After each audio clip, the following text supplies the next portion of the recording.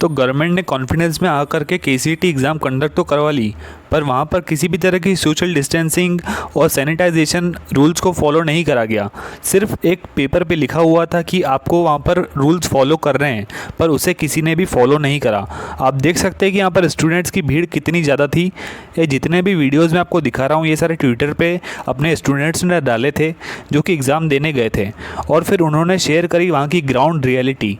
क्योंकि यार एक रियलिटी अलग होती है और एक जो आप सोच रहे होते हैं वो अलग होता है। तो ये रियलिटी है। गवर्नमेंट सोच रही थी कि सोशल डिस्टेंसिंग फॉलो होगी, सैनिटाइजेशन प्रॉपर होगा और हर चीज़ प्रॉपर होगी, पर रियलिटी में ऐसा कुछ नहीं हुआ। वहाँ पर पूरी भीड़ लग गई थी जिस तरह की पहले एग्ज़ाम होती थी। सिर्फ ये डिफरेंस था कि मास्क पहने हुए थे और आधे लोगों ने तो मास्क भी नहीं पहने हुए थे।